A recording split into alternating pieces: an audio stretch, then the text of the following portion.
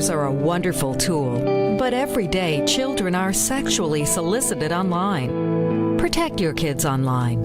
Visit cybertipline.com. Help delete online predators.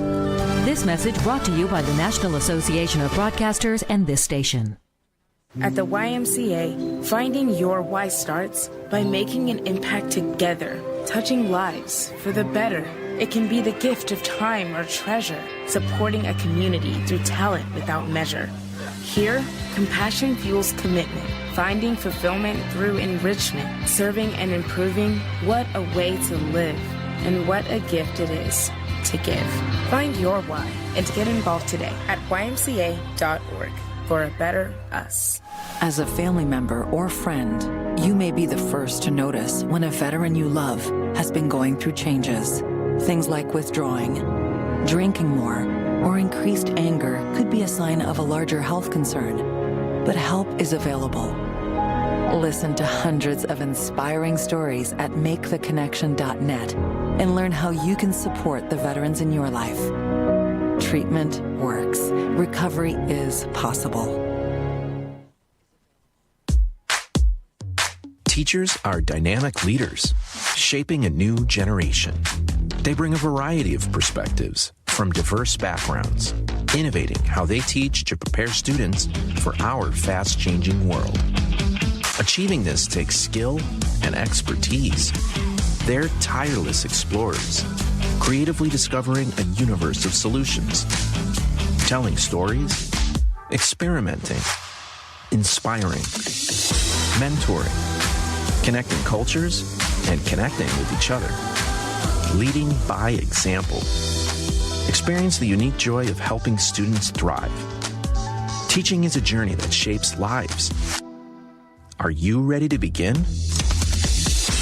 Explore teaching at teach.org, a campaign supported by the U.S. Department of Education, teach.org, and 1 million teachers of color.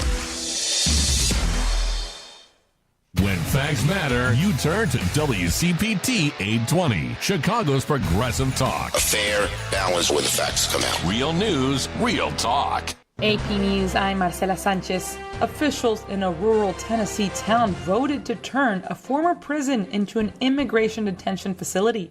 The plan drew loud objections from upset residents and activists during a contentious public meeting.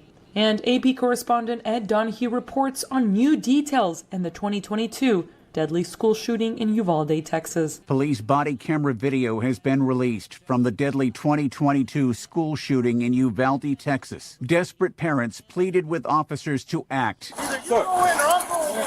19 students and 2 teachers were killed in Uvalde. Hey, y'all need to step back. That's what we're trying to find out. Step back. Get back! Get back! Desperate parents begged law enforcement officers to storm the school. The heartbreaking videos show the agonizingly slow law enforcement response, along with confusion and delays.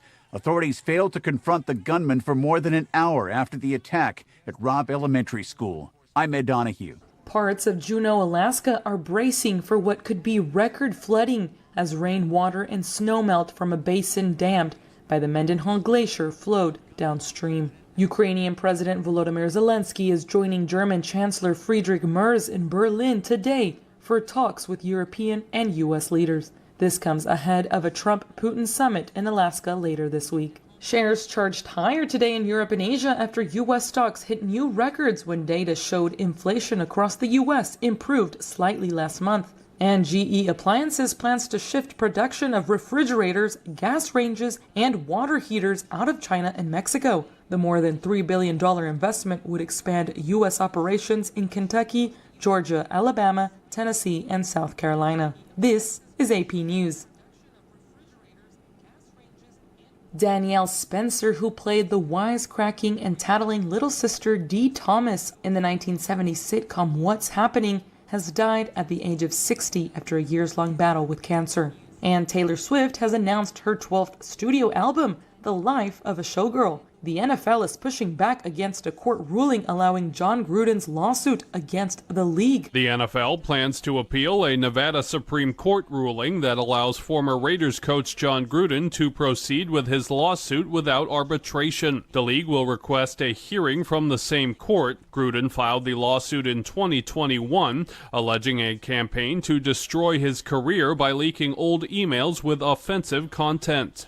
The Nevada Supreme Court ruled that the arbitration clause in the NFL Constitution does not apply to Gruden as a former employee. I'm Gethin Coolbaugh. And I'm Marcela Sanchez, AP News.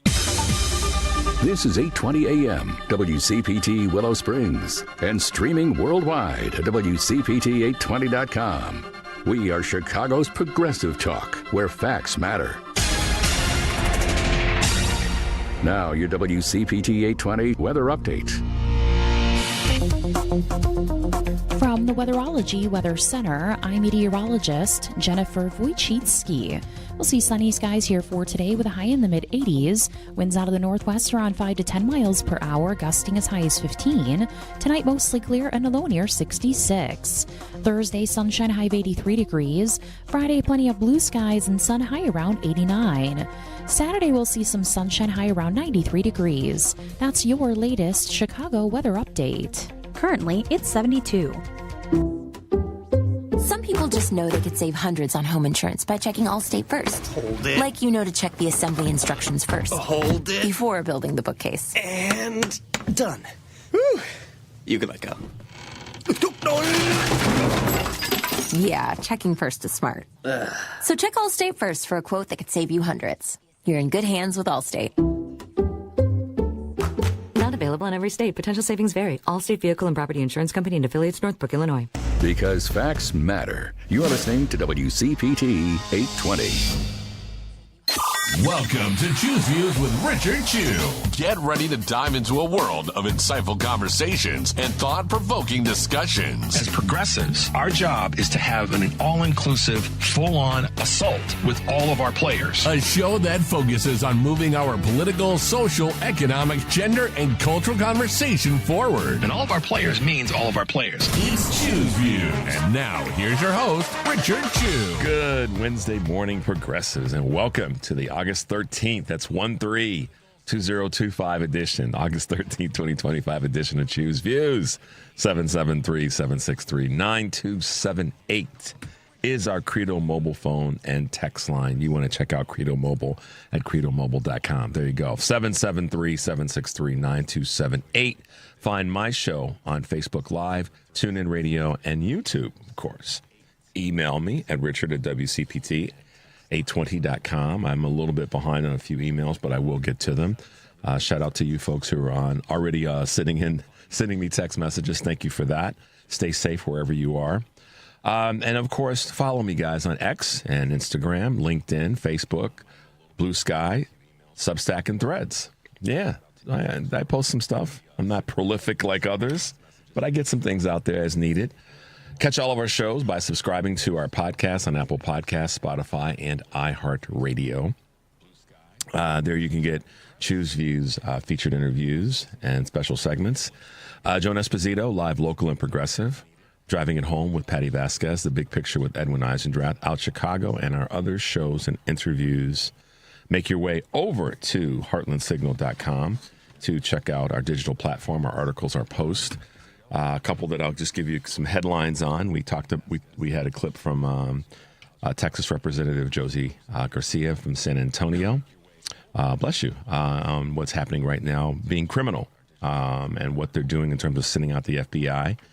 Another one from her talking about Greg Abbott, essentially, you causing threats to families, but you weren't there for families during the floods. Republicans choosing to do a special session for redistricting and threatening resources versus, helping out the families of the Kerr County floods and the victims there. So that's a good clip and a good piece. And guess what? Republicans always talking about, full disclosure, and they care about the American people, and they want to make sure that people are, that America's great again. And now we come to find out there's a report that Rob Bresnahan, who is a representative in Pennsylvania, has got reportedly a $69 million brand new helicopter.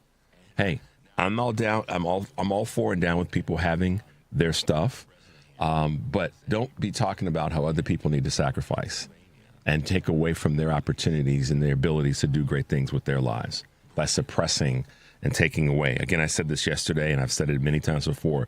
The Democratic Party, imperfect as it is about providing things for people to prosper and go forward. The Republican Party is about taking stuff away.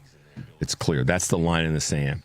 And gosh, if you guys didn't get a chance to check out my interview yesterday with two great folks from Texas, we had Henry. We had on Representative Ann Johnson from Texas, and we had Isaiah Martin, the young cat that's running for Congress. Gosh, they both brought the heat, but Isaiah particularly so. So if you guys get a chance, I only say this not for me, but just for you guys to kind of grab onto some energy that two folks have, particularly with Isaiah because he's chronologically young that people have been asking for, and that voice and that heat and that energy, he brought that. And we may surprise you with that at some point later in the show. But yeah, so that's what's happening over at heartlandsignal.com. Make your way over there. On today's show, and we are busy, so I want to stay on point. We will have with us hold on one second, guys. Sorry about that. There we go. I had to move that around. At 6:30, special guest, Cecilia Cuff, who is the co-owner of a wonderful business here in Chicago known as the Bronzeville Winery. She'll be talking with us about a fellowship situation that's come her way, which is really going to be kind of cool. 7 o'clock, Kurt Mullett will be with us, Hoosier Blue 63. And I know he and I will talk about a couple of things. And then Leta McCollough Seletzky. That's a name that you guys may or may not recognize, but if you're a historian to some extent or know a little bit about what's happened in our country, she's written this great book that talks about the kneeling man, which is referencing the balcony on which Dr. King was assassinated from where he laid. And we'll have a chance to chat with her in the 7:30 hour. So I'm really looking forward to chatting with all three of our guests this morning. But right now, check this out, progressives. We are not doing away with the independent commission that we establish every single decade, but we are meeting this moment because this is not a turn the other cheek moment while they continue to send blow after blow to the foundations of democracy. Where I'm from in Los Angeles, when they go low, we squabble up. I had the great pleasure of seeing John Lewis several times before he passed away. And he always said the same thing in every single room I was in with him. He said, if you see something that is not right, that is not fair, that is not just, you have a moral responsibility to do something about it. And that is what has brought us here today. That is California Representative Isaac Bryant about taking action. I'm talking about that all the time, and I have been particularly in the last couple of days. Another young voice. You've been asking for young voices, and I'm doing my best to find them and bring them to you when I can with the help of all of our team here, from all the folks that are part of CPT. We're doing our best to bring you the best that we've got. And, Representative Isaac Bryant is another one of those out in California doing the work. So why is that relevant as we start the show this morning? It comes back to what I've said before. It's on us to do our part. We can yell and scream and bee and moan, but we still have to do the work too. We have to do the work. I know that folks look at me like, what are you talking about? You know what I'm talking about. We have to be part of the process of the solution. And when 36% of Americans that can vote don't vote, they're not part of the process. They actually, unfortunately, and this is the thing that liberals have got to stop doing. When somebody take this the right way. This is from where I come. When someone smacks you across the backside with information or with an idea, sometimes you got to stop and go, When someone, grabs you and says, hey, maybe you should listen. Now, I'm not saying that to say anything other than we have to be willing to hear. As much as we tell our politicians that they need to listen to us, we need to listen to each other. We need to go, hey, wait a minute. That's why, I get some tough emails from you guys and some tough text messages and some tough calls every now and again. But I have to listen to what you're saying. Pam yesterday said, Richard, what's going on with the Democratic Party? And she was dead serious. So we have to listen to those things that we hear that maybe we don't want to hear. All of us do. And so as much as you could say something to me about what I should be saying differently or talking about differently, you should do the same thing.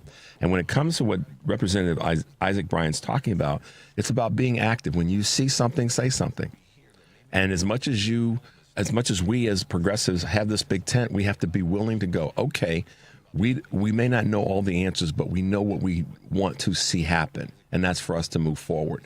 And to progress. I had the opportunity last week to do the Truth in a Barrel podcast with Amy McGrath, who was a guest on our show a week before last. And we talked about what does that mean? What does it mean to be a progressive? And I said, at the end of the day, for me, it's about taking our ideas, taking our principles, taking our tools, and moving things forward. I know that seems oversimplified, but that's really what it's about. What Representative Bryan's talking about. Taking our tools. If you see something that's not right according to what the great late John Lewis would say, then you got to do something about it. And sometimes it may not be the best thing at the moment, but you're doing something. And that's what's happening right now with how the Texas representatives are pushing back on redistricting. I want to give a couple quick shout outs. Yesterday, I had a chance to just hang with them for a little bit. They were doing a tour. And so shout out to some of the representatives that I had a chance to meet yesterday, as well as to Sherman Dilla, who was doing his Mahogany tour here in the city of Chicago. And then I met a young podcaster, Raven. If you're listening this morning, shout out to you as well. She's doing some great work. So, and we may get a chance to have her on the show. She really has some amazing thoughts and ideas, so we will work on that. But that's about us being active, guys. And in this Texas situation, it's a national situation, no matter how you look at it. It is that, and we are facing it, and we're dealing with it. We're going to talk when we come back from this break. We've got some clips, particularly one that I want to talk about as relates to this D.C. Situation, and I want to share with you my thinking about this D.C. situation, and also give you just a quick rundown on some of the guidelines, the rules that are in place when it comes to this. So let's take a quick break. You're listening to Choose Views on WCPT AM 820 Chicago and WARR 1520 AM and 103.5 FM from Warren County, North Carolina. I'm Richard Chu. This is Choose Views, and we'll be right back.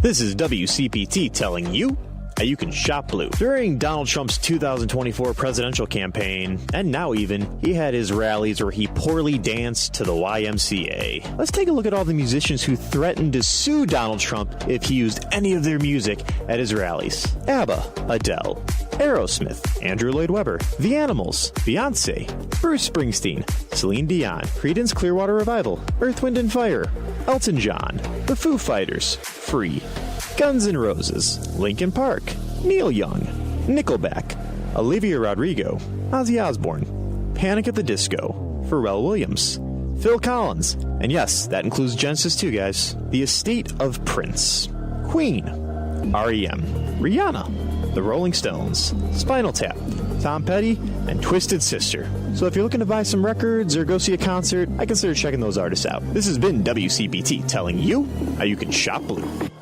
Because facts matter. You're listening to WCPT 820. You're listening to Choose Views with Richard Chu on WCPT 820, Chicago's Progressive Talk.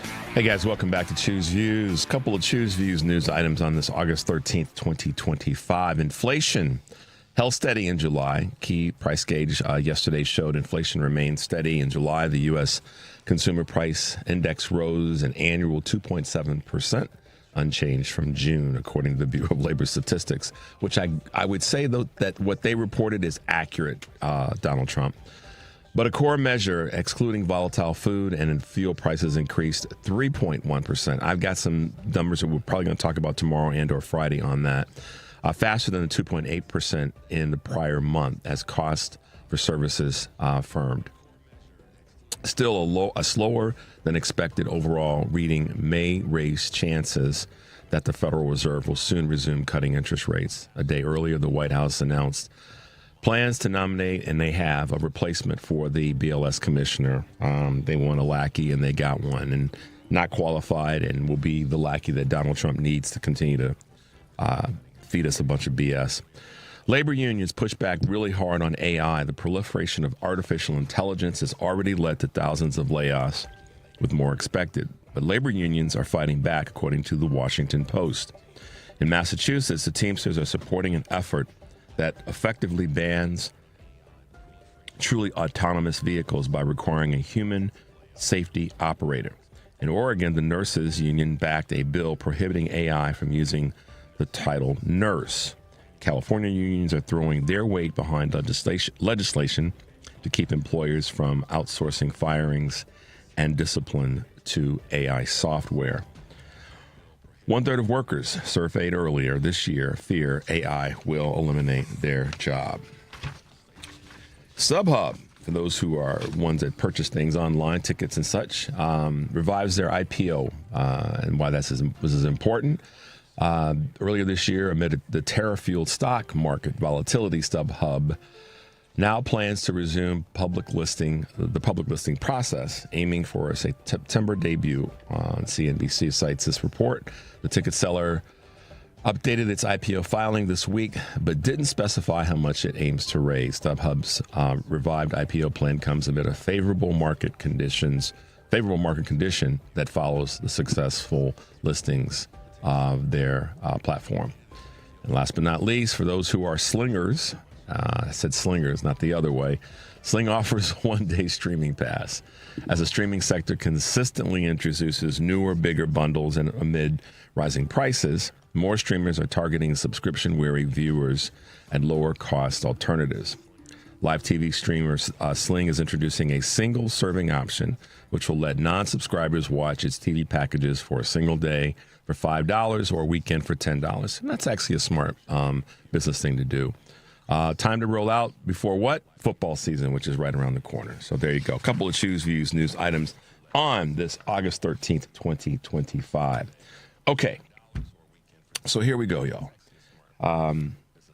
We obviously are all dealing with the visuals, the conversation around what's happening with the DC Trump's takeover of the DC Metropolitan Police Department. So I want to talk a little bit about this, but I want to play a clip first about that comes from a woman that we've played a couple of her clips in the past, just to highlight something at the foundation, or in his mind, Trump's mind, the foundational reason for DC, and then throwing out, and we're going to come to Chicago, and we're going to do it in L.A. We're going to again, and we're going to be in Oakland, and we clearly many people have commented on these are cities that have African American mayors, and crime is going down in those cities.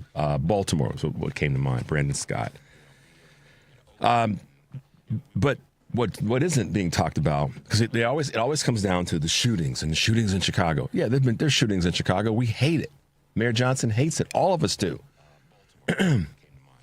And whenever it happens, it always comes back to making it a thing about race and about culture. It does. I'm not going to have a debate with anybody about it. I watch it very closely.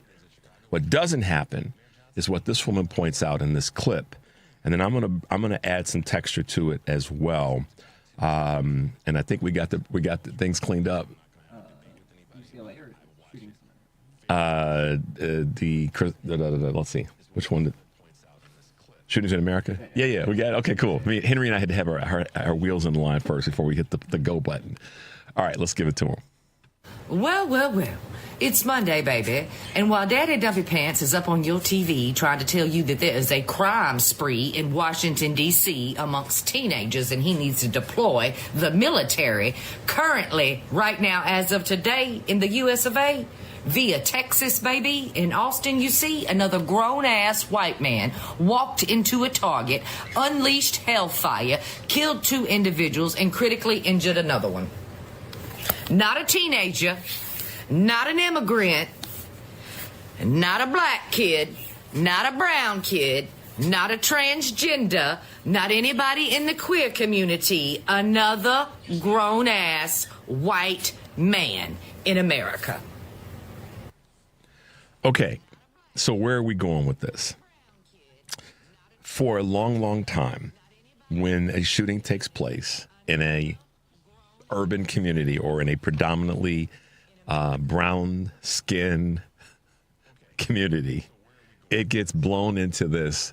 There's all this hellfire and craziness and just recklessness going on in predominantly brown, black, liberal, LGBTQ cities. And she laundry listed it. So she, it wasn't that person. Now, nobody was really talking about the other situation that took place. And so I wanted to highlight this. There was a shooting at the CDC in Atlanta. This dude rolled in with much weaponry, shot up. It wasn't a black dude. It wasn't a Mexican, Hispanic, Latino, LGBTQ, trans, drag queen, hysterical woman going through menopause, whatever they want to label any non-white Christian straight male. Okay, I'm trying to bring it all in. It wasn't that. Okay, so for those who just got their undies in a bundle and said, "Oh, Richard, you're being," now this is a white woman that put that post out, and I'm just stating the fact that this dude that shot up the CDC wasn't a black dude. He wasn't any of those the laundry list that she just put out. It was not that. So here's my point. We all know this situation in D.C. is a bunch of BS, and this attempt to try to bring it to Chicago or to the other four cities, Oakland, L.A., Los Angeles. I'm sorry, Oakland, Los Angeles, New York City, and Baltimore. And I think he's even put in, he tried to drop in there Detroit.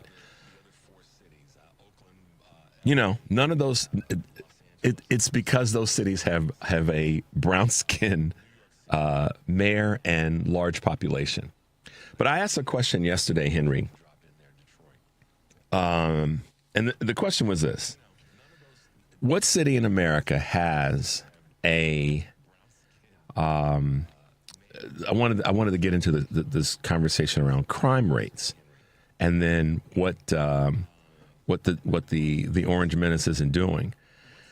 So I asked a question about crime rates, and I put the numbers out for a particular city, and I asked for some, what city has a crime rate that is higher than the state's average and higher than the nation's average. And ironically, it's run by a Republican. Didn't give you guys the answer. Was waiting to see if anybody was going to throw the answer at us. And the answer is, ding, ding, ding, Dallas, Texas. Higher than the state and higher than the nation. So there. And it's run by a Republican who was a Democrat that flipped after getting elected. He punked out. Okay, so just put that in your pipe and smoke it. And I know some people are going to come back and say, "Oh, true, but he's also black." I know that, but he flipped to become a Republican, so it's a Republican in a Republican state, and the numbers are higher. So when he launches this same effort in Dallas. See, this is why I brought it. I wanted to be able to cut the knees out from all the people that go, "Yeah, but true." I already know that. So the fact still remains that this is Trump's ploy to do something that I don't think a lot of people have talked about. And I mentioned this to my wife yesterday. Now, in case you guys don't know, the one thing that this D.C. situation, and I mentioned this briefly the other day, the Home Act does give. And I'll read it directly from the writing. Washington Mayor Muriel Bowser has the authority over the city's Metropolitan Police Department, but the Home Rule Act allows a U.S. president to take control of the MPD for federal purposes during emergencies if, quote, special conditions of an emergency nature exist. Now, there's no emergency nature going on in D.C. where they need to do this, but here we are. Trump invoked this part of the Home Act rule, but his presidential takeover is limited to 30 days. I hope you guys heard that. It's limited to 30 days, unless Congress votes to extend it through a joint session. So there's going to be some Republicans that if he tried to go past 30 days, there's some Republicans that are going to have to step up to say, because if they vote party line, we know the Democrats stay in line, the Republicans stay in line, then they could give him more time. But Republicans should know that this is another slippery slope. So those that are in weak districts or that are weak in their districts, we need to be prepared to go after them if, in fact, this goes to a joint session of Congress. Okay, y'all hearing me on this? But here's my other little take as we go to before we go to this break. I think, excuse me, guys, I think that what Trump is doing is a test to some extent of his powers. But I also think it's something that Donald is doing because he's really worried. It's two things he's done. Y'all pay attention. This thing down in Texas with the gerrymandering and redistricting is about those seats to protect him from being impeached when the Democrats take back the House. But that's one part. The other part, now he's not smart enough for this. This is coming from the people that are puppeting him. They have their hands up his you know what. It's also a potentially an attempt for Trump to essentially build a castle. Just think about this for a second. I thought about this and I was like, wait a minute, Shu, think outside the box.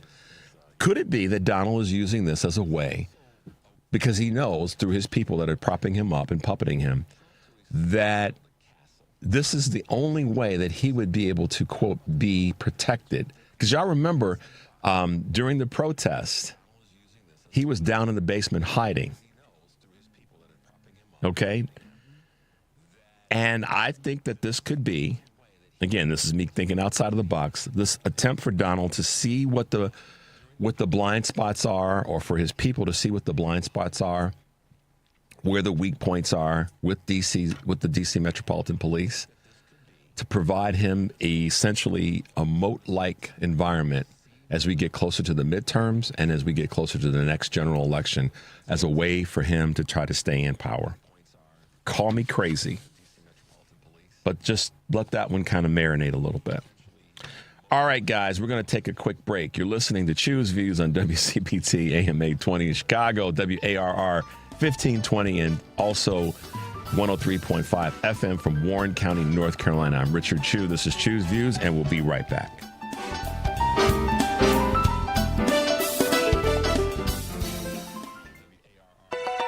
Check Up on Health with Chris Whitting. A study from Dr. Michael Miller at the University of Maryland shows that those with heart disease are less likely to find everyday life situations as funny or amusing as healthy people.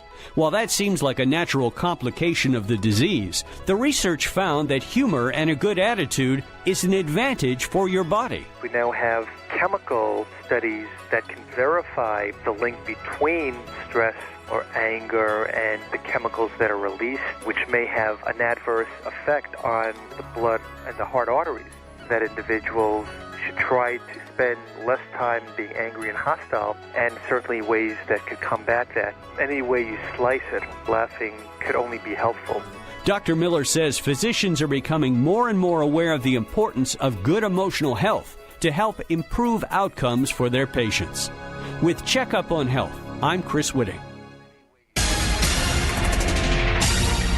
You're listening to WCPT 820. Here's the latest Chicago weather update. From the Weatherology Weather Center, I'm meteorologist Jennifer Wojcicki. We'll see sunny skies here for today with a high in the mid-80s. Winds out of the northwest around 5 to 10 miles per hour, gusting as high as 15. Tonight, mostly clear and a low near 66. Thursday, sunshine, high of 83 degrees. Friday, plenty of blue skies and sun, high around 89. Saturday, we'll see some sunshine, high around 93 degrees. That's your latest Chicago weather update. Currently, it's 71. Hey Google, play WCPT. Streaming Chicago's progressive talk from TuneIn. Richard Chew's got his eyes on the truth. And you're right where you need to be. This is Chew's Views on WCPT 820. All right, dudes and dudettes, welcome back to Chew's Views. 773-763-9278 is the number. Okay, so that was my thought about this D.C. Metropolitan Police takeover. It may be around him testing to see what the blind spots are and so forth in the D.C. police system, and then finding a way to use that to his advantage when we get closer to midterms and we get closer to general. Just a thought, something that, I'll keep looking into and we all should be paying attention to. And hopefully that will allow us to have a deeper conversation about this. And because listen, the Home Rule Act is specifically designed and written around D.C. because of the geography. You guys all know. You may not know the Home Rule Act, but you know the layout of D.C. You know how things are put together there. So that's where this comes from. But I also think that that's the other part of what they're trying to do. Trump's not smart enough to do this. It's coming from his people, I believe, as well. But there you go.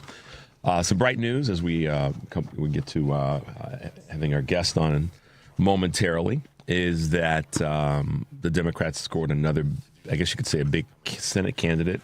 Sherrod Brown is going to run in Ohio, and I'm excited to see that. So we'll keep you posted along the way. One of the other things to add to the conversation. So we'll see where we head with that. Tomorrow on Live, Local, and Progressive, Joan Esposito will be taking your calls and talking to Dr. John Murphy, professor of communication at the University of Illinois and an expert on the history of American public address and political rhetoric. Live, Local, and Progressive, 2 to 5. WCPT, Chicago's progressive talk for 20 years. And then tonight, on Driving It Home, Patty Vasquez will be joined by Lynn from Elk Grove Township, Indivisible. Chicago Mayor Brandon Johnson will be with Patty later today. Ellie Krug, transgender activist and author of the new book, Being Ellen, on A Second Chance at Life. And Illinois Democratic State Senator Laura Murphy.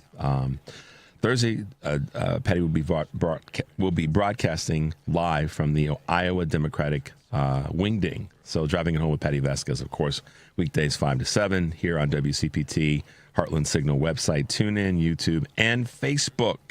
Tomorrow, Michelle Duster will be with us. And as you guys know, she is the great-granddaughter of Ida B. Wells. And so we're looking forward to chatting with her. There you go. All right, guys. Local businesses in Chicago have been a staple of the success of the city of Chicago. And we have been fortunate over the years. Many of us know people who are local business owners and been part of the leadership in that space. And oftentimes local business owners are activists and take part in some pretty cool stuff. With us this morning is the co-owner of a wonderful business here in Chicago known as Bronzeville Winery. If you're looking for a place to go to have a great breakfast or a great lunch, make your way there. I will say that right out of the gate. It is phenomenal. The food is great, the environment's great, the music's great, all the rest. But we have with us this morning Cecilia Cuff, who is a co-owner of a Bronzeville Winery here in Chicago. Good morning, Cecilia, and welcome to Choose Views. Good morning. Thanks for having me. Absolutely. Well, it's good to have you on the show, and every now and again we have a chance to talk to a business owner or certainly a leader in business and organizations here in the city of Chicago and the surrounding area. But someone like you who's really been, just making some great things happen. I'm really honored to have a chance to chat with you this morning. Take a moment, share with our audience a little bit about you, about your background, and then we'll get into talking about some recent developments that have taken place that you're going to be a part of. Absolutely. I'm glad to share. I love the city of Chicago, and I think many of us who are Chicagoans share that pride. And so my whole hospitality career started right here in Chicago through Hyatt Hotels. So had the pleasure to work with Hyatt Hotels for a little over a decade, and started right at the Hyatt Regency Chicago and Wacker in Michigan, and that took me all over the world with the opportunity to help launch and open different hotels. And from that, I really got to understand the impact that the hospitality industry, and every time we open a restaurant, we're essentially creating an economic driver for our communities. And so really taking that mantra, I wanted to continue to build our communities through that lens of being able to take hospitality, add to the cultural storytelling aspect, creating jobs and workforce development opportunities, and then more so just being able to take care of our communities. And so I went on to open up my own spaces and start to develop restaurants across the country with my company, the Nascent Group. And so we've designed, developed, and launched restaurants for others, as many places as we can, but now focused on Chicago and the south side of Chicago, really using it as an economic driver. So I think we're working on restaurants 3 in 3 years, which has been fun. I opened Bronzeville Winery for myself and with Eric Williams, the sister concept of the Silver Room. He's been a long friend since I used to live across the street from the old Silver Room back in the days. We opened NAFC in the South Shore Cultural Center 2023, and that is owned by Donnell Digby with incredible executive chef Don D. Robinson, who used to work with us over at Bronzeville Winery. And then we're working on we opened Southside Sanctuary, a green space that is right across the street from Peaches. And in that space, we activated a 14,000 square foot lot to really create safety in the community, but activate and act as a launch pad for other small businesses. So we focus on programming that activates empty space. And then coming up in about a year, we're working on a space with Dr. Adelanke Badamosi, and it will be in the West Pullman community, which is the talk of the town right now. And that will be a Caribbean African diasporic menu with an event space and an event center right next to it, a state-of-the-art tech event center. So really excited. And again, I think continuing to look at that lens of how do we continue to use small business and hospitality as a small business to continue to tell the stories of Bronzeville or West Pullman or other parts of our city that make our city so special. Wow. My brain just went... There's not a lot of sleeping. But that's okay. I know that from this show, and I'm thankful for what I get to do in that space. So I wrote something down when you were walking through kind of the earlier part of your career, and that's Hyatt Regency. I remember you probably, and I'm sure you do because you worked there, but I remember one of the coolest things to say and to be a place to be at, to totally wreck my grammar there, was the Hyatt Regency Chicago. What a name of a hotel. Of course Hyatt, but the Hyatt Regency Chicago always, in my mind, Cecilia, carried a certain amount of elan to it. And even to this day, just where it's located, the geography of it, where it is in the city, it sits, at this magnificent corner on the Magnificent Mile in Wacker, and it's a big building. It's a lot going on. And that had to be quite an experience for you working there. And yet, obviously, the learning that you got and the training and the things that you developed, but just being at that property had to be phenomenal. Yeah, I say that's really what launched my career, and I still go back and visit some of my team that's still there. I speak with Women in Hyatt, which is one of their big initiatives, but I think as far as the way that I shape businesses now, a lot of those values and morals that I get from how to team build or how to treat people with dignity and respect or how to look for future planning and how to train people up and out. I think a lot of those values actually came from the early days of working with Hyatt Regency Chicago. Hyatt is an incredible brand. I almost always stay at Hyatt when I travel now, and I feel really blessed to have had something of that magnitude, because when you look at the architecture of that building and just the magnitude of Big Bar, which was I think then the longest bar in North America, it was It was a pretty incredible experience to have as a young person moving into the design portion and the leadership portion of hospitality. And I feel blessed to be able to carry that with me throughout my career. Yeah, that's such great information to hear. And talking about things that have been developmental and ways to not only improve your brand, but improve who you are. Tell us about, and for those who are listening, if you're not familiar with Loeb Fellows, this is something that Cecilia has been recently sort of pulled into. And tell us a little bit about what's happening there and this residency that's coming up with the program through Harvard Graduate School.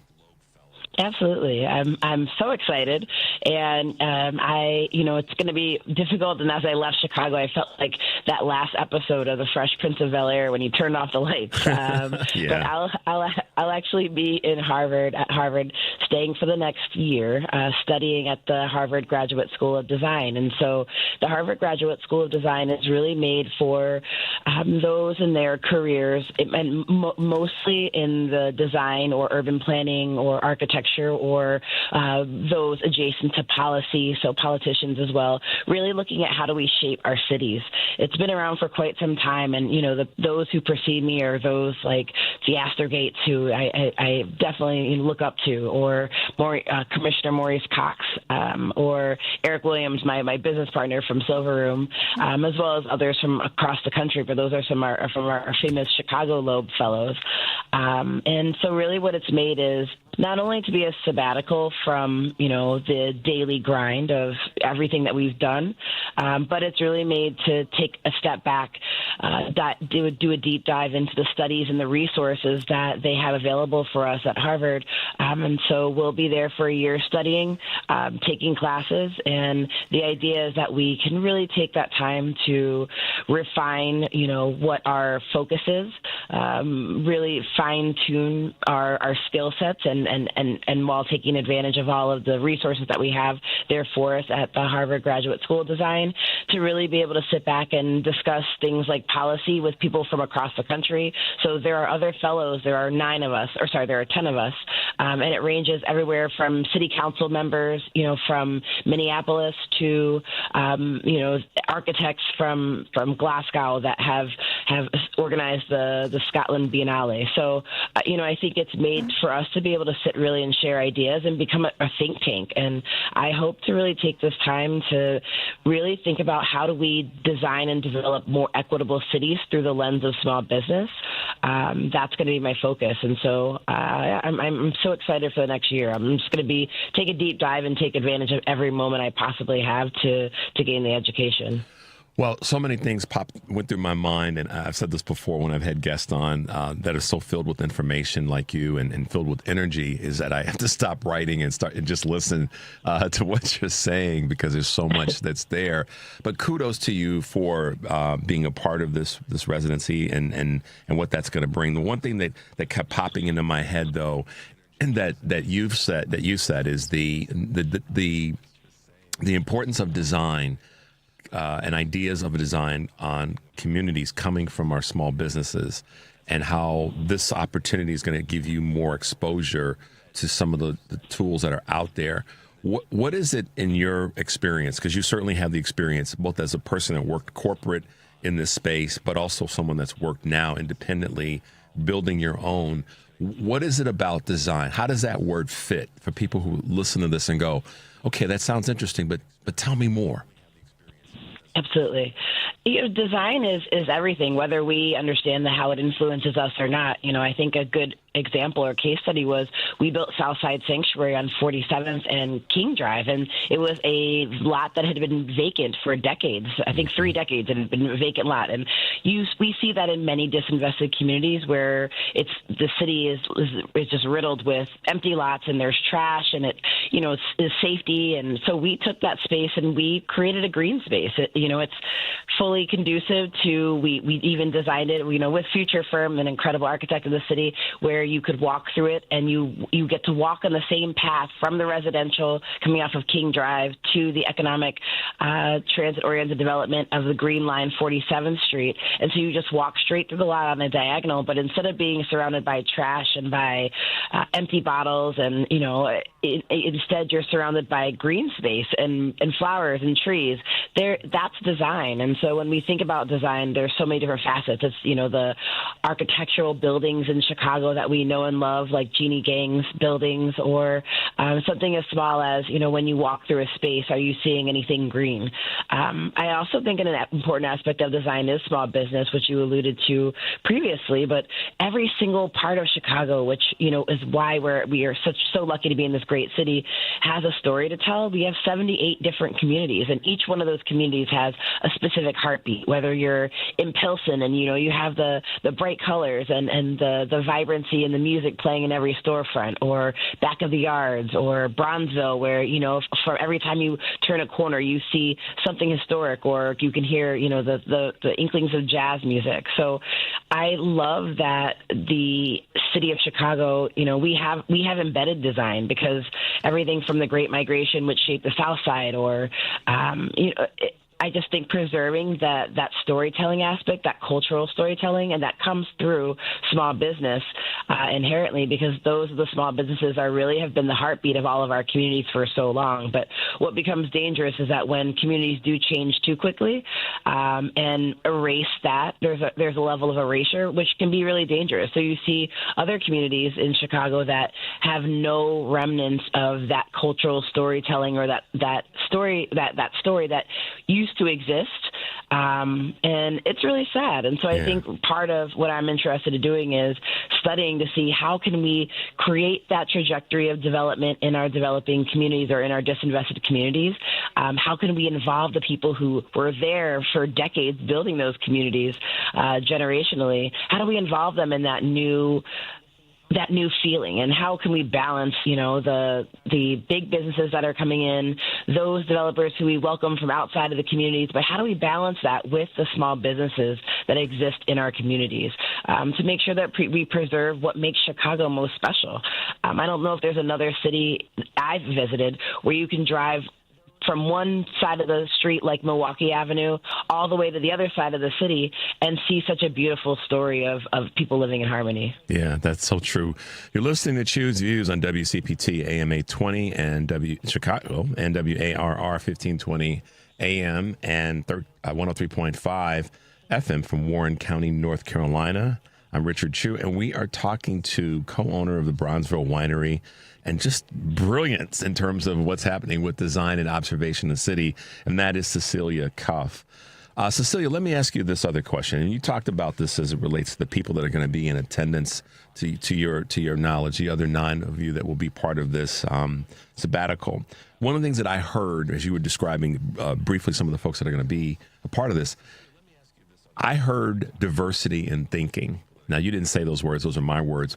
But because of the people that are going to be there, I heard diversity in thinking. That's what hit me. It's like, wow, lots of different folks from different backgrounds are going to be talking about a common goal or common objective or topic. What do you think that's going to be like, and why is that important? Absolutely. I'm very excited for the selection committee to be so effective in choosing a group of people that I know that it'll spur conversation. And again, I think bringing people together outside of their own schools of thought.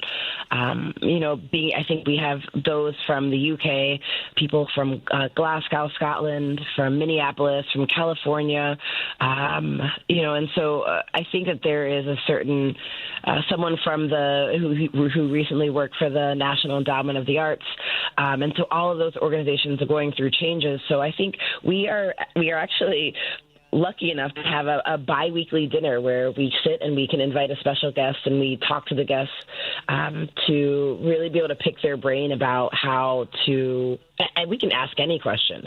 And so really I think the program is designed for all of us to share, to figure out the most effective ways in our communities that we can see to build community. Again, the whole point of, or not the whole point, but a big part of the point of this program is to be able to redesign and reimagine communities that are more effective, more equitable, more, I think more beneficial to people as a whole. And I think a big part of that is looking outside of our communities and being able to find the answers from things that have worked in other spaces. So I think being able to work with one another to really reimagine what works in our cities by offering what does work in the cities where we come from, and really, again, be able to balance that with the studies and then conversation. But I think being able to take the advantage of the time that we are together to explore what does work in other cities is going to be really important, but looking at it from different aspects of design, whether, there's an architectural critic and writer, there's so many people from different parts of the design world. And I think I may be the first person who is focused on hospitality design in the program. Yeah, that's pretty cool. I mean, it just is to be the first of anything, but to be in a room full of folks or be part of essentially a team that's looking to build a stronger communities, which builds a stronger, greater community, will be quite an opportunity. So, you in the middle of answering that question, one of the things that you did say or you mentioned is in terms of funding. And how some of the different programs are inevitably, if not already, being impacted. How in the hospitality industry, what do you see, on the horizon? You're opening up businesses that are in hospitality, and obviously you've got to have a model that works, and you've got to measure it, and all the things that you've done successfully. How are you navigating that, given the cuts that are taking place on a federal level and how they inevitably, unfortunately, do sort of domino effect down to local and regional communities? How are you navigating through that? Absolutely. I think it's building for Plan A, Plan B, and Plan C more than ever. I know that's always been a strategy that we've looked at, but I think right now that we're consistently finding that many small businesses and hospitality operations are all on Plan B. So being able to build, looking at reduced staffing levels and staffing models, looking at increasing revenue streams and really looking to figure out how can we also be sustainable without some of the foot traffic that existed previously. Also, I think being able to diversify revenue streams of, a restaurant can't just be a restaurant now. A restaurant has to be an event venue. A restaurant has to sell online and take advantage of, things like DoorDash or some of the other delivery services or pickup. And also looking at space use by time and by hour. We look at how do we take every inch of space that we use or every square foot of space that we have, and how do we make sure that it's marketable and or usable 24 hours a day. And those are all important aspects of when we build business now that we didn't necessarily think about before, because, we were able to rest on the understanding or idea that having one level of business service, whether we're just serving dinner or just serving lunch or just serving breakfast, could sustain a business. And that's just not the reality anymore, because people are going out less. Mm-hmm. And when they go out less, they're spending less. And at the same time, the cost of all of the supplies that restaurants use, as well as the cost of labor, especially in the city of Chicago with the recent changes, all of those are increasing on a daily basis. Right. Wow. And I'm listening to this thinking you've made the smart decision to look at the current, the near future, and the distant future, and say, okay, staying sustainable, staying relevant is all about having an A plan, but B plan has got to be there. And you even said that C plan is also something that you guys have put in the mix. Cecilia Cuff, guys, the co-owner of Bronzeville Winery. I'm going to tell y'all, you got to check this place. It is so cool. It is so very cool. And the food is just off the charts. Service is great. My wife and two of our cousins, we went a few weeks ago and we had a ball, and we were just talking about this recently about we've got another couple of friends that we want to bring and make sure that they can show up. Also, we'll spoil you all. Come on down. Yeah, no doubt. A Loeb Fellow. She's going to be taking it part of a sabbatical with Harvard Graduate School of Design as a Loeb Fellow. And I've never met you, but I'm proud of what you've done. And I'm inspired by your commitment to making things better in our communities for those who live anywhere, but particularly here in the city of Chicago. So, Cecilia, hats off to you. Thank you for your hard work. Thank you for your contribution to the city of Chicago. And we wish you tons and tons of success with these ventures that are coming your way. Thank you so much for having me. I'm looking forward to bringing it all back. Absolutely. One last thing before we cut out. How can folks find you if they want to follow you online or whatever is available? So our company is called The Nascent Group, THENASCENT group.com. So we're online. We're on social media with all of our new projects, so you can follow along there. We're on LinkedIn, so you can follow all the work that we do, from the restaurant design that we do to some of the strategic planning and building that we do, all online or on social media at The Nascent Group. Fantastic. Cecilia Cuff, you guys. Thanks for being with us. Travel safely. Enjoy your time. And we are so proud of the work that you've done. Thank you. All right. Be well. Talk to you soon. Bye-bye. Bye-bye. That's pretty cool. Wouldn't you say, Henry? I mean, like, the restaurant is just, it's cool. The food was excellent. Excellent. We had a great time. So, a little bit of shout out to them. But there you go. Guys, it's the top of the hour, and we've got another great guest. It's Wednesday, so you know who we're going to be talking with in the 7 o'clock hour. Our good man and good friend Kurt Mullett from Hoosier Blue 63. But for now, the Credo mobile phone and text line is 773-763-9278. And WCP listeners now get 25% off for 2 years at Credo Mobile with the code WCPT25. That's credomobile.com, a progressive phone company that's better for all people and the planet. We'll talk to you later. We'll be right back. All that good stuff.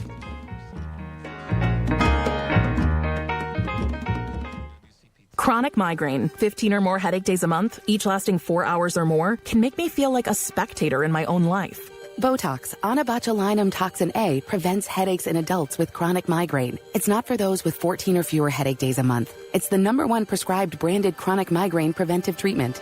Prescription Botox is injected by your doctor. Effects of Botox may spread hours to weeks after injection, causing serious symptoms. Alert your doctor right away, as difficulty swallowing, speaking, breathing, eye problems, or muscle weakness can be signs of a life-threatening condition. Patients with these conditions before injection are at highest risk. Side effects may include allergic reactions, neck and injection site pain, fatigue, and headache. Allergic reactions can include rash, welts, asthma symptoms, and dizziness. Don't receive Botox if there's a skin infection. Tell your doctor your medical history, muscle or nerve conditions, including ALS, Lou Gehrig's disease, myasthenia gravis, or Lambert-Eaton syndrome, and medications, including botulinum toxins, as these may increase the risk of serious side effects. Why wait? Ask your doctor, visit BotoxChronicMigraine.com, or call 1-800-44-BOTOX to learn more. Excuse me, miss. Can I ask you a question? Sure. Can you recommend a bank that offers a full suite of commercial banking products along with excellent service? Yes, ABOC. What about a bank that has been in Chicago for more than 100 years and really understands the local business climate? ABOC. But I manage a labor union. Can you recommend a bank that really understands how labor unions operate and what banking products they need? Again, ABOC. ABOC first opened its doors in downtown Chicago in 1922 and understands the local business climate better than anyone. ABOC was founded by labor unions and still has union employees and shareholders today. So they really understand how unions tick and how their needs may be different. But whether you're with a labor union or another type of business, whether you're large or small or something in between, ABOC will always make you feel like you're their most important customer. Visit ABOC.com to learn more. Wow, thank you, random person on the street. I'm going to visit ABOC.com today. Member FDIC. Protect your liver and give it the support that it deserves with Active Liver from New Nordic. Find Active Liver in stores at your local CVS, Meijer Grocery, or online at Amazon or NewNordicUSA.com. AP News, I'm Marcela Sanchez. The Texas Attorney General is ramping up the legal and political fight over Texas redistricting. Texas Attorney General Ken Paxton is calling for Democrat activist Beto O'Rourke to be jailed for his fundraising efforts on behalf of dozens of Texas Democrats. They've fled the state to stymie Republican redistricting plans. Paxton's a vocal supporter of President Trump and is running for U.S. Senate. Earlier this month, a judge in Tarrant County District Court granted the Attorney General's request for a temporary restraining order order to bar O'Rourke and his nonprofit from raising money for or paying for the expenses of quorum-breaking Texas House members. On Tuesday, Paxton asked Judge Megan O'Fahey to hold O'Rourke in contempt of court for continuing to fundraise, pointing to an August 9th rally in Dallas where the former congressman and one-time presidential candidate continued to solicit donations. We want California and New Jersey and Illinois and Maryland and every other state where the Democrats hold the governor's mansion, the assembly, and the state senate to redraw their congressional districts now, not wait for Texas to move first. On his part, O'Rourke denied any wrongdoing and called the attorney general a corrupt, lying thug. Governor Greg Abbott says the clock is ticking on critical legislation and says he'll call session after session to get it done. I'm Jennifer King. And National Guard troops deployed by the Trump administration have begun to arrive in Washington, D.C. President Trump says they'll assist law enforcement. He cited a crime emergency but referred to the same crime that city officials stress is already falling noticeably. Ukrainian President Volodymyr Zelensky is joining German Chancellor Friedrich Merz in Berlin today for talks with European and U.S. leaders. This comes ahead of a Trump-Putin summit in Alaska later this week. And a mortar struck a home and killed 2 children and their mother in northwestern Pakistan, where security forces are carrying out a targeted operation against the Pakistani Taliban. This is AP News. Serbia's opposition has taken to the streets to voice anger against populist President Alexander Vučić. Violent incidents started on Tuesday evening with riot police attacking anti-Vučić demonstrators in the town of Rubas, northwest of Belgrade. Vučić supporters hurled rocks and launched fireworks back at the protesters. Several people were injured in the skirmishes. Officials announced at least 16 policemen were injured too. Then in Belgrade, police with shields and batons pushed back a crowd, hitting some anti-government protesters. The anti-Vučić group argue with the riot police surrounding them. The student-led protests in Serbia first started in November after a train station canopy collapse in the northern city of Novi Sad, which killed 16 people, triggering accusations of corruption in state infrastructure projects. I'm Charles de Ledesma. More on this and other stories at apnews.com. I'm Marcela Sanchez. Thanks for listening. This is 8:20 a.m. WCPT Willow Springs and streaming worldwide at WCPT820.com. We are Chicago's progressive talk, where facts matter. Now, your WCPT 820 weather update. From the Weatherology Weather Center, I'm meteorologist Jennifer Wojcicki. We'll see sunny skies here for today with a high in the mid-80s. Winds out of the northwest around 5 to 10 miles per hour, gusting as high as 15. Tonight, mostly clear and a low near 66. Thursday, sunshine, high of 83 degrees. Friday, plenty of blue skies and sun, high around 89. Saturday, we'll see some sunshine, high around 93 degrees. That's your latest Chicago weather update. Currently, it's 71. DQ presents the sound of happy. Hear that? That's the DQ chicken strip basket. Only $7.49 for a limited time. We're talking 4 100% white meat seasoned chicken strips served with fries, Texas toast, and DQ signature country gravy. Yeah, you heard that right. For crunch time and no time, it can only be the DQ chicken strip basket. Just $7.49 for a limited time. Get it delivered in the DQ app. Happy tastes good at participating locations. WCPT 820, Chicago's progressive talk, where facts matter. From the headlines to the heart of the city, Richard Q breaks it all down. You're back on Choose Views on WCPT 820. Hey guys, welcome back. If you haven't already, you can follow Heartland Signal on X, Facebook, TikTok, Instagram, and Threads at Heartland Signal, one word. And be sure to check out heartlandsignal.com for updates. I want to get your observation, your opinion, and what you think needs to be the energy right now. Right. Well, to be honest with you, I don't fear the GOP. I really don't. I think the strongly worded letter era is simply something that needs to end. I think that people are looking for folks that are just not afraid and are willing to do everything necessary. So that's why, when I hear and there's a lot of good folks that are fighting right now. I want to acknowledge them that are, folks like Jasmine Crockett and others. But, when I go and I hear some say that we shouldn't go and gerrymander out Republicans because it is against norms or that is just simply not the right thing to do. Again, I would like to ask these people, would you rather lose your health care? Would you rather people lose SNAP? Would you rather people be thrown out of their homes? Would you rather air traffic control be defunded and have planes fall out of the sky?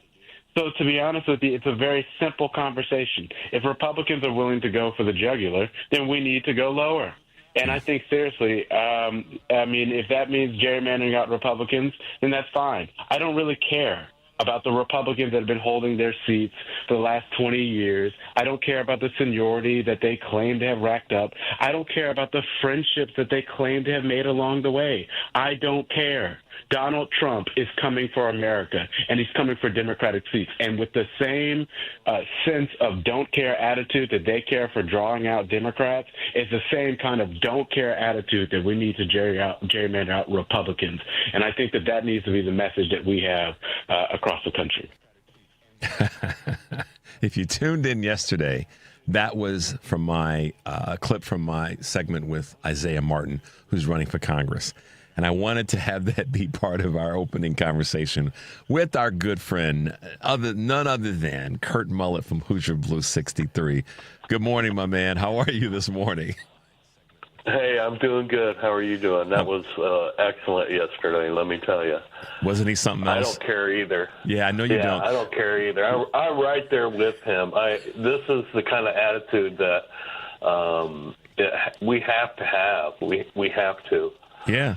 People that are in the center know we just can't be that. So I was so happy to hear that. So yeah, and this is the thing that crossed my mind when I thought about him. I thought about you. I thought about so many and many other of us. Is this? You may chuckle at this. We need to get Victoria Martz, who we had on as a guest last week during your segment, and Isaiah Martin. They need to be politically married because what they're saying and how they're saying it, coming from that younger voice, not just chronologically, as I've said so many times, but just not giving a darn, not caring. He repeated that so many times. And although those weren't words that Victoria used, the energy that she brought last week is similar. So shout out, Victoria, if you're listening. I've been doing my best to keep your name in everybody's mouth the last week because you definitely had a lot to say, just like this young cat, Isaiah Martin, who's running for Congress, has. And it's a blessing to hear. And it's so energizing to hear these younger guys and gals, these young folks, saying what they're saying. And I love that. They don't care. No longer we don't have the luxury of playing that way any longer. So they unapologetic, and it's good to hear. Yeah, and thank you for that. It was super of you having Victoria on, and she's somebody that I support. We're just on the opposite ends of the state. So yeah. But this is the attitude, and this is what so many gatekeeping Democrats are. They're not supporting. They're afraid of those of us who are speaking up and saying, no, enough's enough. We're not scared. We're going to make changes. And if you don't agree with us, get, out of the way and allow change to happen, because it has to, because it's gotten to the point, it's nonstop, the assault on our democracy, nonstop. Yeah, and it can't be fought from the sidelines. It has to be fought right out in the middle of the field, and that's where we are right now. And I know it. I know so many people are recognizing that, and to some extent, maybe they're late to the game. But I do see more and more folks that are coming to the fight and coming to the fight ready to play in a different way. And that's got to happen. I saw something that you posted, a little bit of a shift to the next, but all part of the same conversation, and that's of course this horrible display of what's going on in D.C. And you probably heard me talk earlier about the fact that Trump's only got 30 days to to do this or to use this without further congressional approval. But you posted something as it relates to homeless folks in any community, but specifically what's happening in D.C. And that I'll just read it to you guys in case you haven't read Kurt's post on this. As Trump is talking about homelessness and getting rid of the homeless in the D.C. area, I spoke to what was sent to me. A text was sent to me about what allows folks who are homeless to maintain their dignity constitutionally. But you posted this, which is, it says, this is not how you resolve homelessness. It's resolved by creating housing, strong, accessible mental health support, job assistance programs, and treating people with dignity. Everything that this administration has removed or are against is a deflection.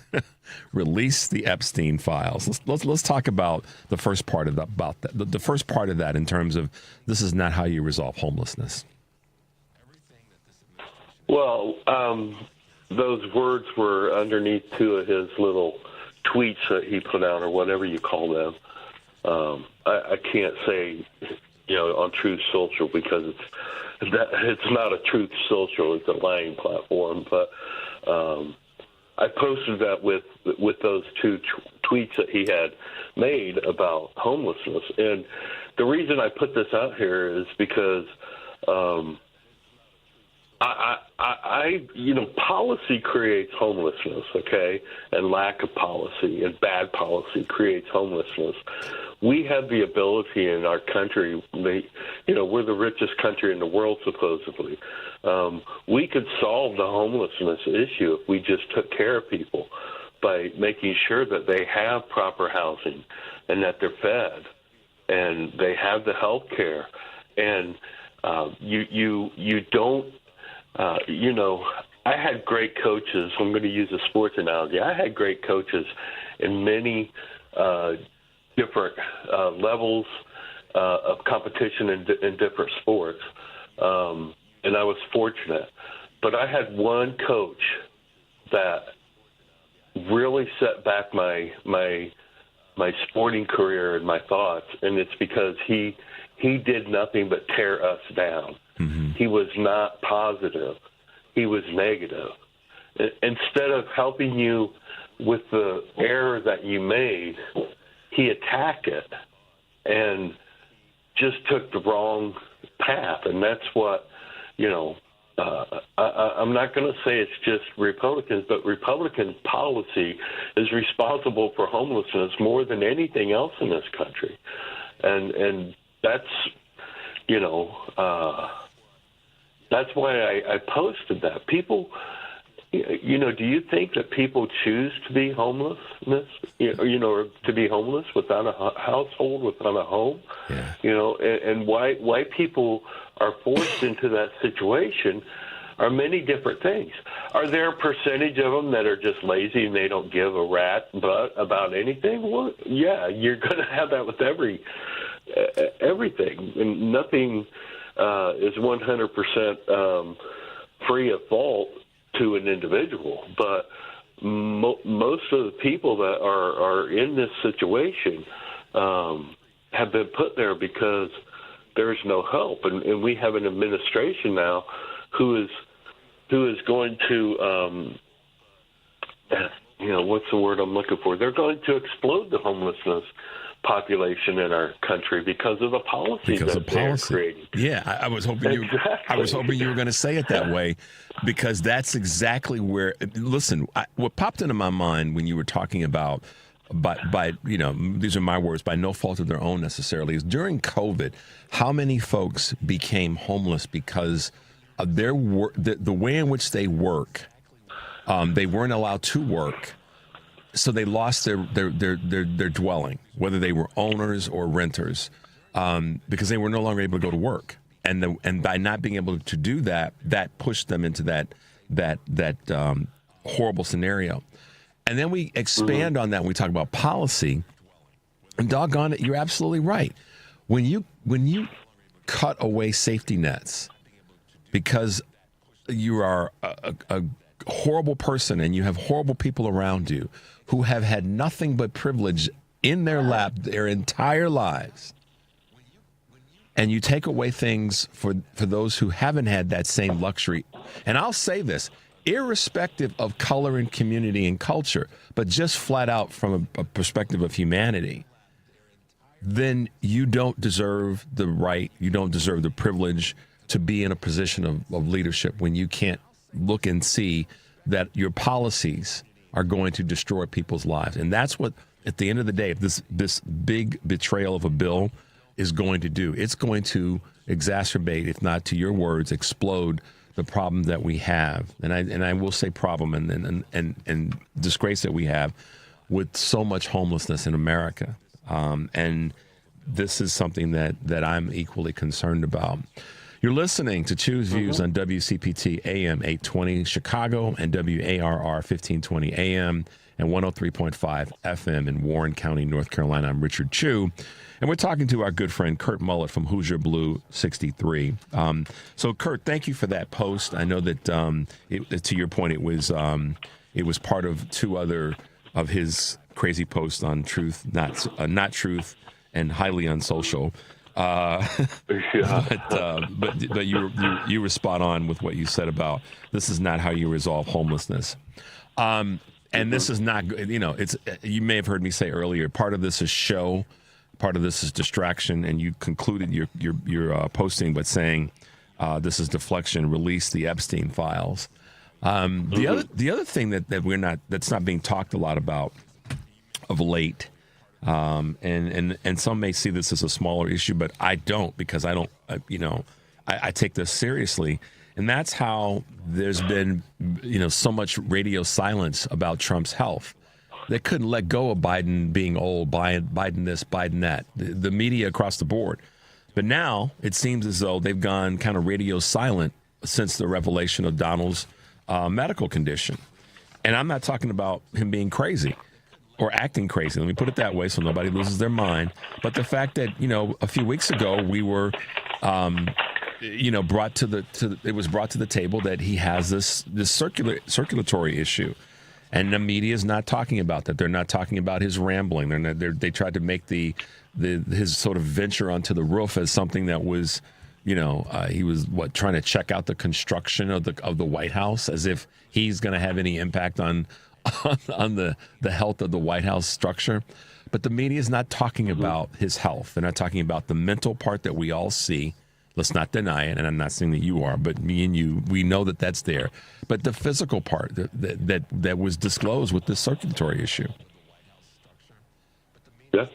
And you're right. I mean, what's crazy about it, and I know you know this, is that's we don't want to use this as a way of blaming the media, but they have a certain amount of responsibility here. They're not doing the part that they should be doing. And the White House press meetings are, Lawrence O'Donnell, I don't know if you saw this last week, he went after, the fecklessness of the White House press corps and how, they just don't have it in them to not only call out Caroline Leavitt for her BS, but her and some of her responses to questions, but they don't seem to have any desire to really pursue the truth. They're just pursuing the angle that they want to further their narrative. And I'm just curious what your thoughts are about that. Well, you're spot on. I don't know what else to say about his mental health. How long has, the first exposure I got to this guy, I thought he was crazy. I thought he was a sociopath and a psychopath. He's never been right in the head, has he? Not that I know. Has he ever? Yeah. Has he ever been somebody who sat there and you listened to and went, wow, that's a guy of intelligence, and he's spot on with what he's saying? No. Most people who think in a logical way or have a little bit of common sense to him, or to them, they don't view him as somebody who has intelligent conversation or has, a proper way of thinking. And their denial of it, this was who they are. They've always been this way. This guy has gotten away with, I mean, that's the funny thing. Those of us who know and pay attention, he's never been held accountable for anything that he's done. Never. Yeah. I mean, as many wrongs as this guy has done in his life, even the conviction. Before he walked, even the conviction, the trial with Letitia James and the fraud, and the $400+ million of fines, that even has. And we're almost forgetting. And again, this goes back to the media not covering or talking about things. We're almost forgetting about this, the files that were taken that were stored in Mar-a-Lago, that part of what he hasn't been held accountable for. But yet alone the fines and E. Jean Carroll, and frankly, this goes to something that someone just sent me that you'll appreciate as it relates to the conversation and deflection, to your point in your post. Just check this one out, you guys. The automatic, instantaneous reflex response every time has to be, but what does that have to do with Trump being in the Epstein files? Trump deploys the troops in D.C. The question should be, but what does that have to do with the Epstein files? Trump sent submarines to Russia, but what does that have to do with the Epstein files? Wants to fire the Fed chair. The question should be, but what does that have to do with the Epstein files? Every distraction gets the same response. What does that have to do with the Epstein files? This comes from one of the folks that follows us, and I think that every time, again, you and I are sitting in the White House press corps meeting. And when our hand goes up, or when we, ask a question, we should be asking, I think, of Caroline Levitt, what does that have to do with the Epstein files?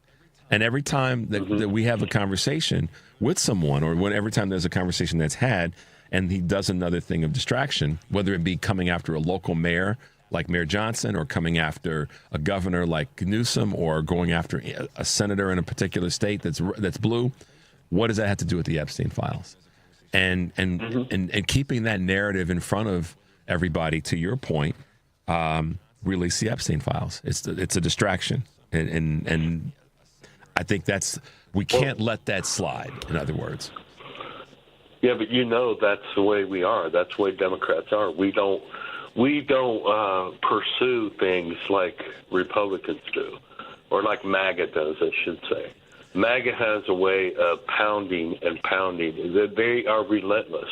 I mean, how many times was there a day that went past in the 4 years of the Biden administration where somebody didn't say something about Hunter Biden's laptop? Yeah. I mean, and the media kept that alive too. But yes, the conversation came from so many people on the right, both elected officials and other crazies, and particularly in right-wing media. They oversight committees, they did investigations, they did everything that they possibly could just to keep that story up front, because they had nothing else.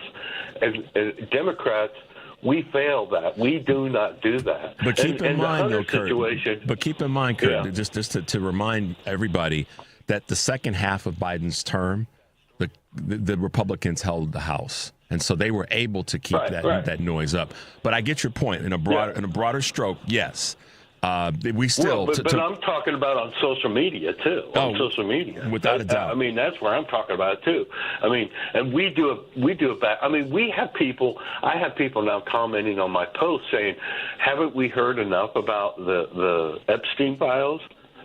Yeah, I know, right? Where does that kind of thinking come from? Because you posted something about that, I believe, where you were saying this is crazy. Yeah. We have more than enough time to keep talking about the Epstein files, because let's not forget, and you posted your comments about this, the young women and girls who were assaulted and taken advantage of, and their lives were altered forever. Mm-hmm. So let's talk about that every day. Let's talk about that horror every day. You're absolutely right. Dems have got to stay on point with talking about everything all the time.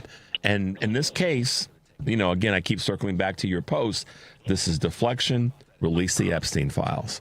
And you've heard me say this, and thank you for reminding us that we have to be willing to talk about it, whether it's on mainstream media, social media, and in any of the other venues that we occupy space in, and not be afraid to take on those fights daily.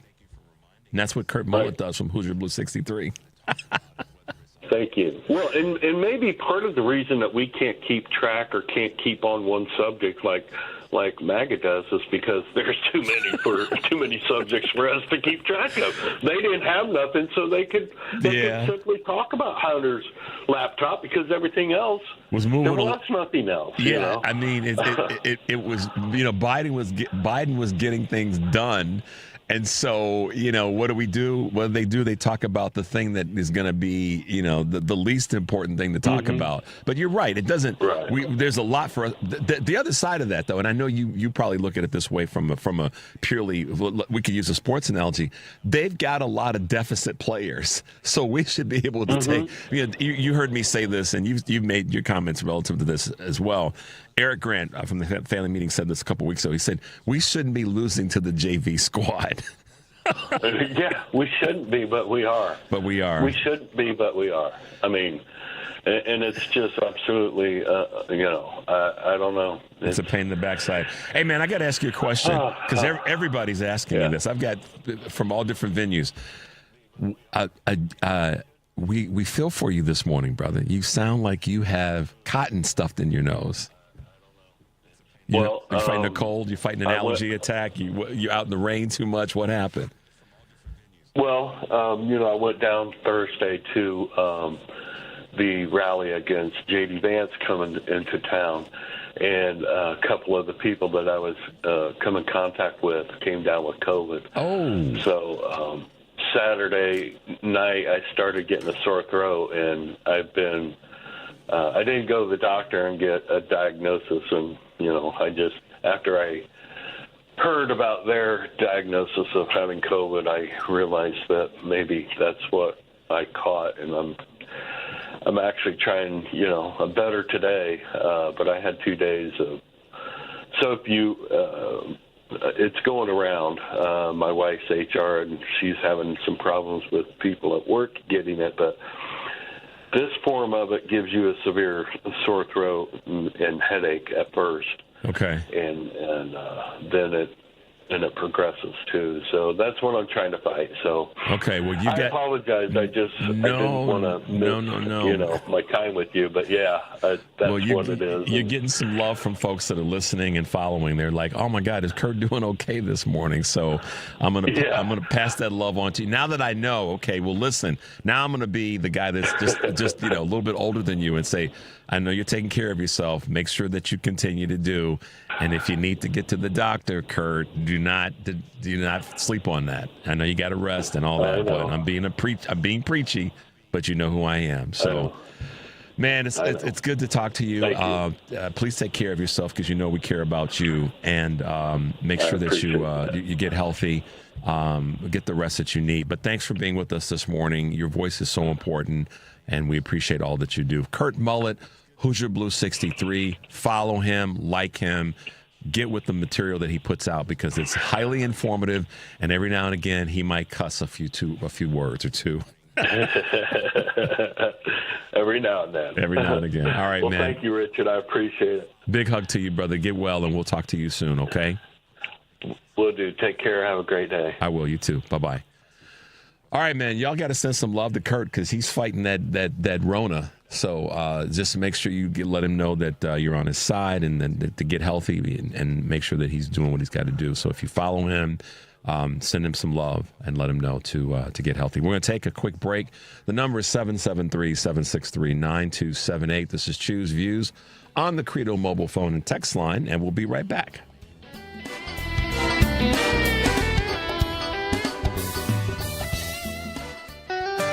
I love bad breath, said no one ever. How do I tell him? It's so hard to have a conversation face to face, and I feel so bad. Maybe I should put mouthwash on his desk, or more breath mints. Maybe I should put Total Dentistry's card on his desk.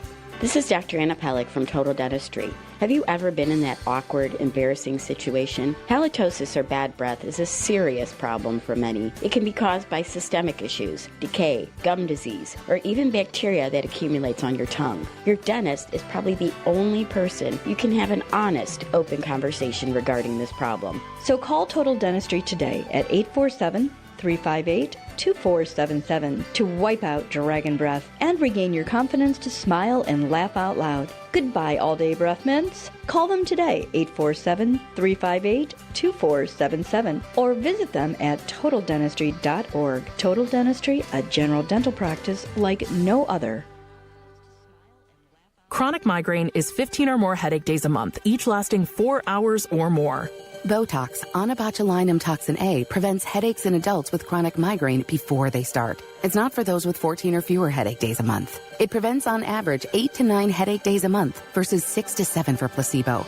Prescription Botox is injected by your doctor. Effects of Botox may spread hours to weeks after injection, causing serious symptoms. Alert your doctor right away, as difficulty swallowing, speaking, breathing, eye problems, or muscle weakness can be signs of a life-threatening condition. Patients with these conditions before injection are at highest risk. Side effects may include allergic reactions, neck and injection site pain, fatigue, and headache. Allergic reactions can include rash, welts, asthma symptoms, and dizziness. Don't receive Botox if there's a skin infection. Tell your doctor your medical history, muscle or nerve conditions, including ALS, Lou Gehrig's disease, myasthenia gravis, or Lambert-Eaton syndrome, and medications, including botulinum toxins, as these may increase the risk of serious side effects. Why wait? Ask your doctor, visit BotoxChronicMigraine.com, or call 1-800-44-BOTOX to learn more. You're listening to WCPT 820. Here's the latest Chicago weather update. From the Weatherology Weather Center, I'm meteorologist Jennifer Wojcicki. We'll see sunny skies here for today with a high in the mid-80s. Winds out of the northwest around 5 to 10 miles per hour, gusting as high as 15. Tonight, mostly clear and a low near 66. Thursday, sunshine, high of 83 degrees. Friday, plenty of blue skies and sun, high around 89. Saturday, we'll see some sunshine, high around 93 degrees. That's your latest Chicago weather update. Currently, it's 72. This is WCPT 820, where facts matter. You're listening to Choose Views with Richard Chu on WCPT 820, Chicago's Progressive Talk. Hey, Progressives, welcome back to the show. Great to have Kurt with us this morning. And like I said, send him some love. He sounds like he's fighting through it. But, just make sure you get not a text, but get an IM to him, or just go on his platform and say, hey, man, get well. How do I want to start this? I know what's in my brain, and I know I've been thinking about this for the past couple of days. I've been around long enough to have seen some of seen a lot of the greatness of our country, and the fighters who helped create platforms and venues for us to be where we are today. And obviously, probably one of the most iconic names in that conversation, certainly in my lifetime, was Reverend Dr. Martin Luther King. And, certainly JFK, RFK, Malcolm, Medgar Evers, those civil rights leaders who were all assassinated. And in this segment today, we're going to be speaking with a woman who just fascinating. Her life is fascinating. Her journey, what she's learned, what she's going to talk with us about this morning is equally fascinating. And that would be Leta McCollough Seletzky. Welcome to Choose Views this morning, Leta, if I may call you by your first name. Absolutely, and thank you for having me. Absolutely. I'm so glad that you're with us this morning. And I have to tell you that I know that we aren't going to be able to cover everything that warrants coverage in this 15 to 20 minutes that we'll be together. But I'm so honored to have you on the show this morning and to talk about your book, but also to talk about sort of the broader conversation around the book the book that you've written. The title of that, guys, is The Kneeling Man, My Father's Life as a Black Spy Who Witnessed the Assassination of Martin Luther King, Jr. Leta, I'm just going to hand the baton to you and introduce yourself to our audience, but also let's talk about the book, and let's talk about what put you in the position to write this great work in the first place. Thank you so much. And so I am a memoirist and essayist. I'm also the director of a low residency Master of Fine Arts and Creative Writing program at the University of Nevada, Reno at Lake Tahoe. Before that, I was a practicing attorney for about 7 years. And I came to realize after I had 2 of my 3 children that there was a story that I had spent my life running from, and that's a story that goes all the way back to my roots in Memphis, Tennessee, which is where I grew up and where the main locus of my book, the narrative, takes place.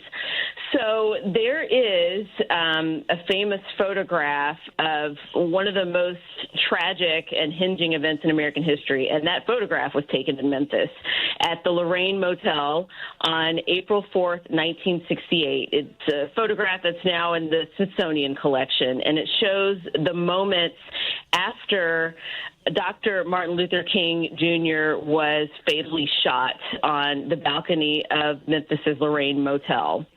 That was April 4th, 1968. And so in that photo, you can see that Dr. King lies on his back. There are several people standing around him, pointing in the direction from which the shot came. But there's a man who is kneeling beside Dr. King. Most people don't notice this man.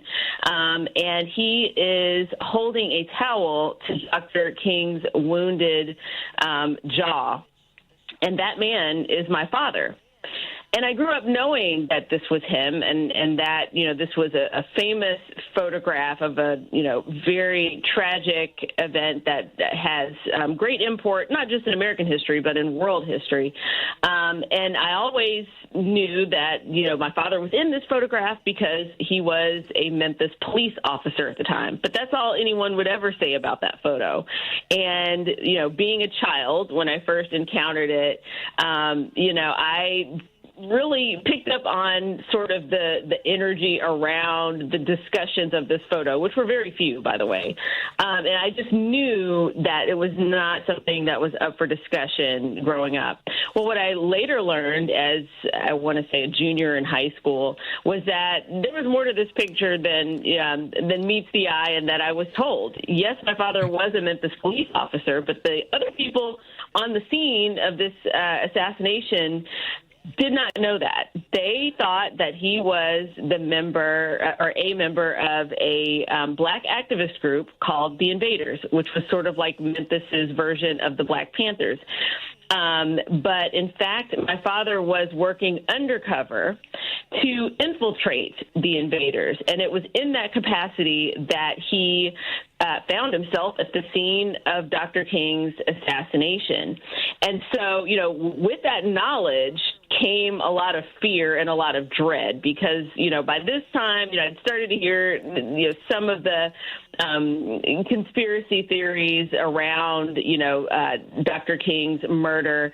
And, of course, putting that together with the fact that no one in my family would touch the topic, and then also knowing by that time that my father had gone on from a career with the Memphis Police Department to the Central Intelligence Agency, everything, obviously took on a sinister cast in my mind. And the way that I dealt with it really was to compartmentalize this information, hope no one ever associated me with anything having to do with this, and really just move on with my life and kind of run from the story. But it was only after I had my children that I decided it wasn't fair to them to pass down this fear and this dread and this lack of knowledge about who their grandfather is.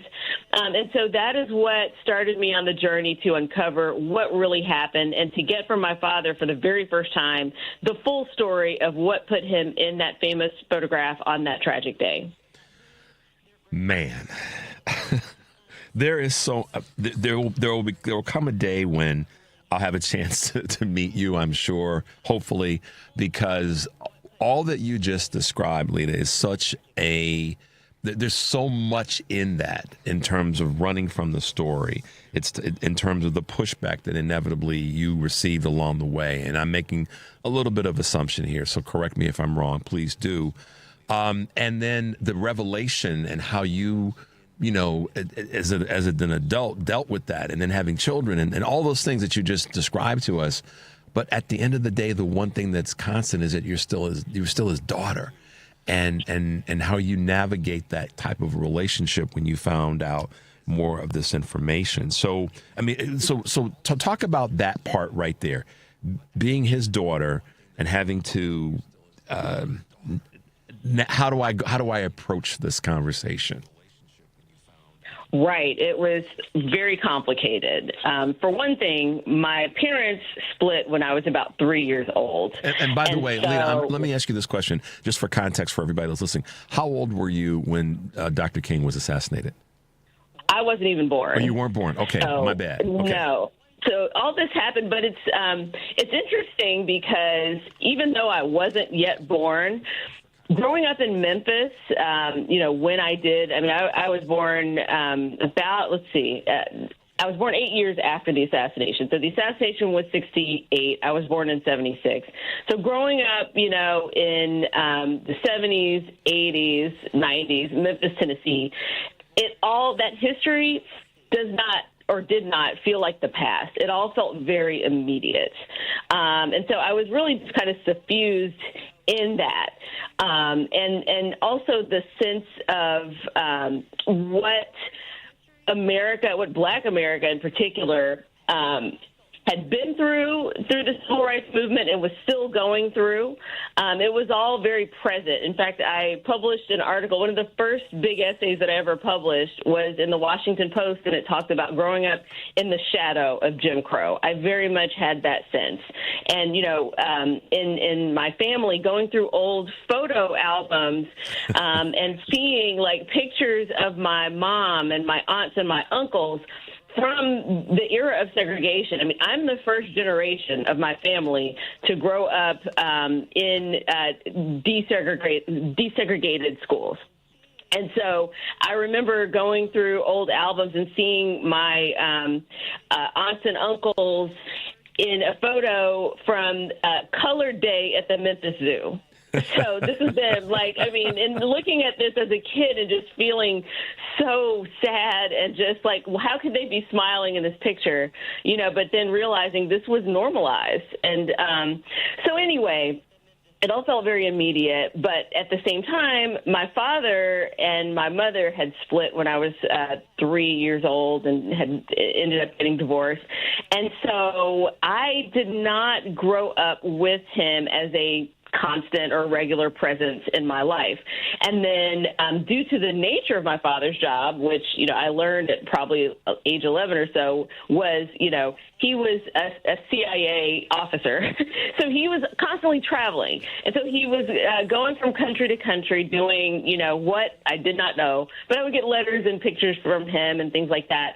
And then, maybe once or twice a year, he would come and visit me and my little brother and take us around, and we'd meet his relatives. So even though he was very intentional about maintaining that parental connection, it wasn't a dynamic that allowed for a lot of closeness. And so when I approached this story, of course, I had those feelings of loyalty as a daughter and love for my father, but there also was this sense of remove that came from just, the way that I grew up with, being raised by my mother and her family and really not having those regular contacts with him.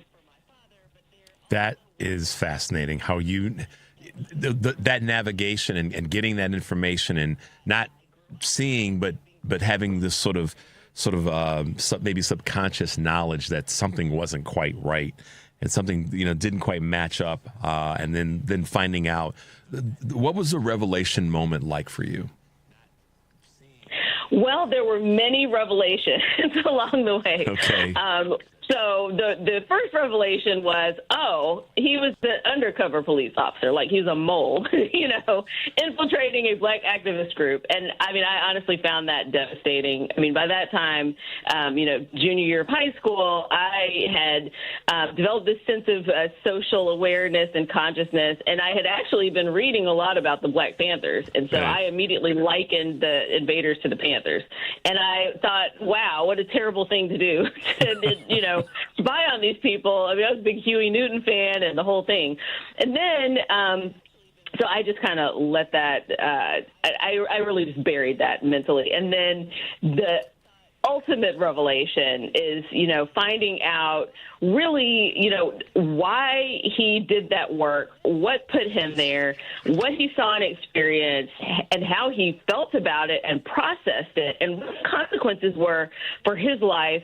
That revelation, which was kind of a slow unfolding over a period of years. I mean, it took me about 7 years to get the story, do the research, and write the book. That has been life-changing.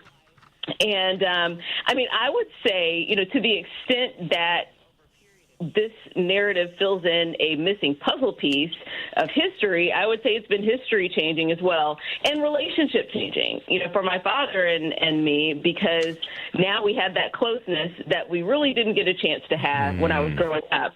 And spending all that time together, interviewing him for hours and hours over a period of years, So now I just feel like we got to know each other in a way that just would not have been possible otherwise. You're listening to Choose Views on WCPT AM 820 here in Chicago and WARR 1520 AM and 103.5 FM in Warren County, North Carolina. I'm Richard Chu. And we are talking to author, essayist, and memoirist. Oh, that's hard to say, Leta. Leta McCollough Seletzky.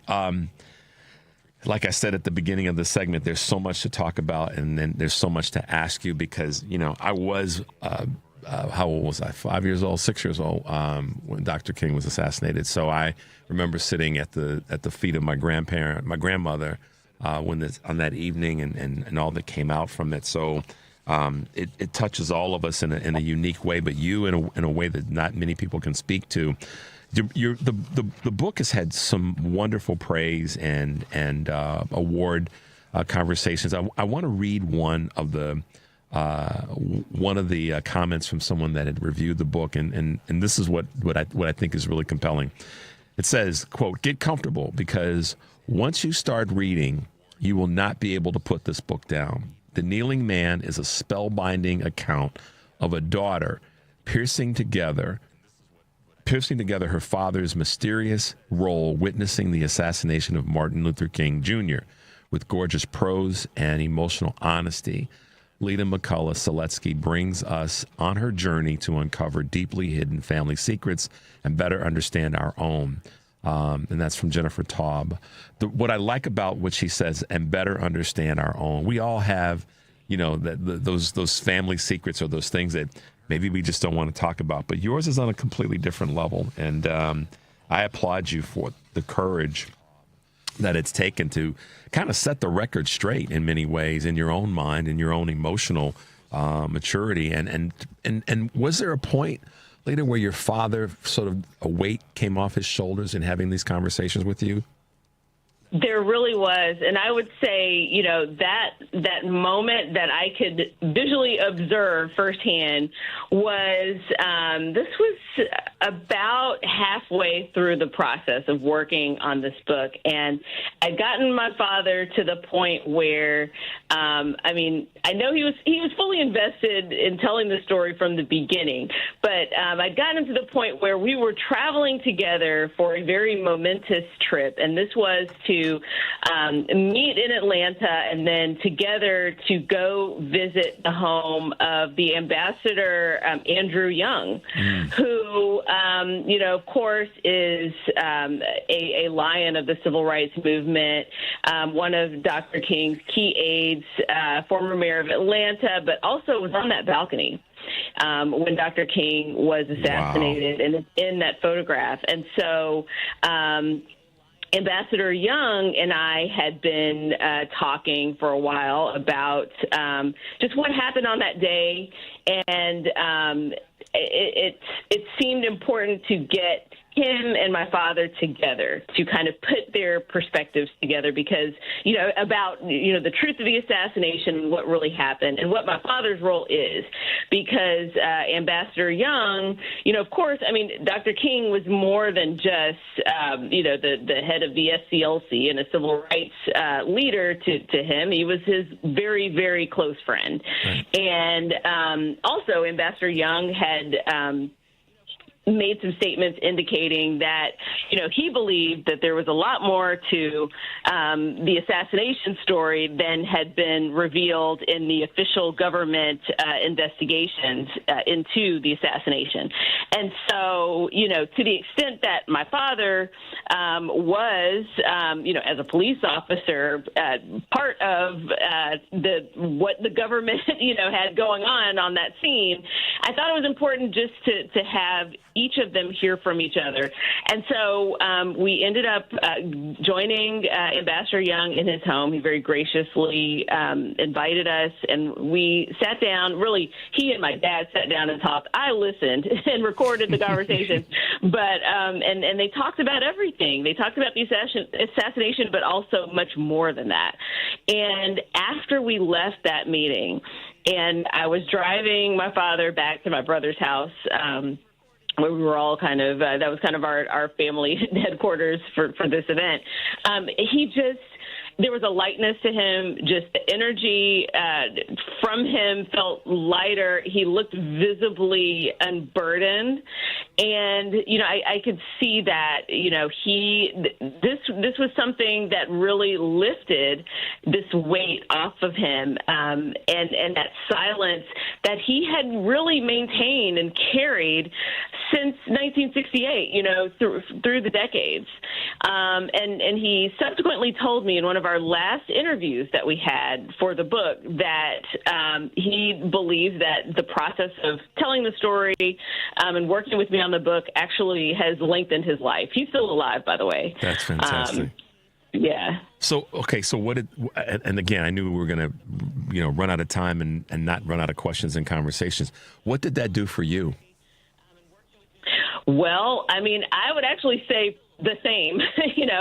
I definitely feel this sense of unburdening because, just as my father compartmentalized this horrific tragedy in his mind and, tried to kind of move on with his life, I did the same. And what I learned was, there's a writer I really admire named J.S. Park, and what he said or wrote was, we don't move on we don't move on, we move with. Okay. And so I realized that, working on this book, I really was able to kind of incorporate all of what I learned, about my father into, the ways in which I process my now.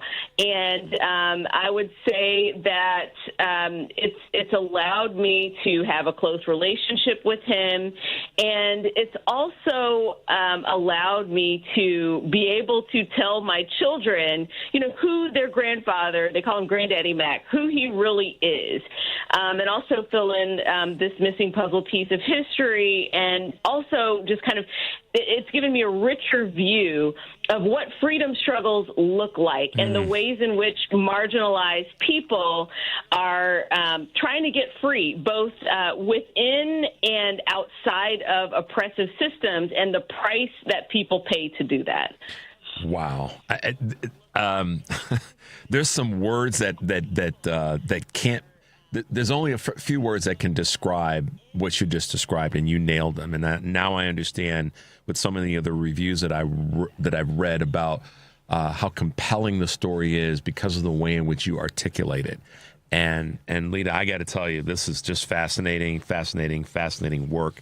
This is a part of so many people's lives. I will tell you personally, this is the thing that was, seminal moment in my life, because although I was alive when JFK was assassinated, I was too young to know about it.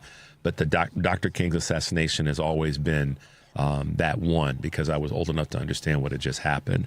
Thank you for this work. Thank you for the courage that you've had to confront this And as you said earlier, you stopped running from the story. And thanks to your father for having the courage to sit and talk about it and be the man that you probably always believed that he was. So, we're going to put it on you and put some love on you for all this hard work that you've put in to bring us a story and the courage that it's taken to do that. Will you be willing to come back and talk with us again in the future? I would love it. I'll come back anytime, and I really appreciate this conversation.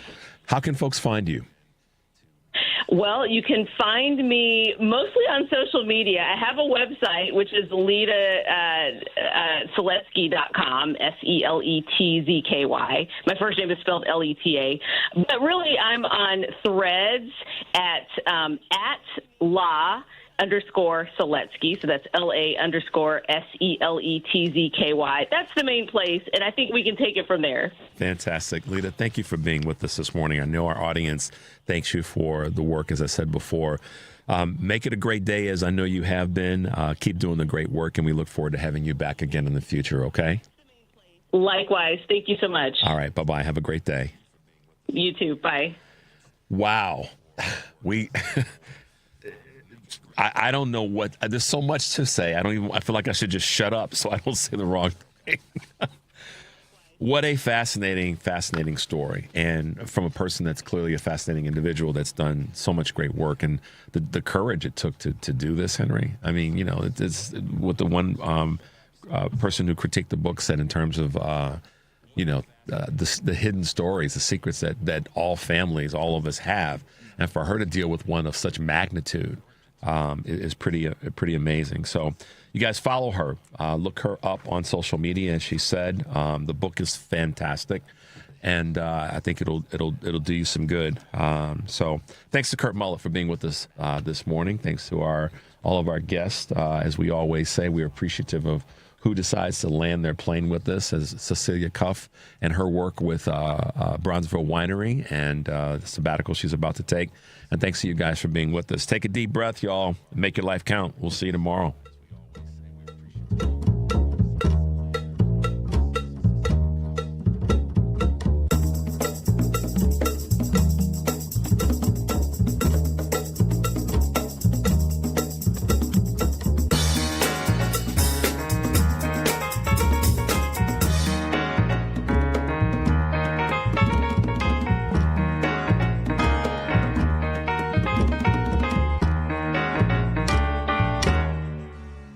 This is a WCPT 820 Heartland Signal News Minute. The headwinds are with us. The cycle in Missouri, I mean, we can see what's happening on a national level, but Missouri voters are frustrated. That's Missouri State Representative Ashley Awney, who serves as House Minority Leader for the Democrats in a state where Republicans hold supermajorities in both legislative chambers. Awney was speaking to WCPT's Patty Vasquez about Democratic prospects for the 2026 midterm elections. The Missouri GOP has been in charge for, more than 20 years, and what do they have to show for it? We are constantly, at the very bottom of the list in terms of teacher pay or maternal mortality.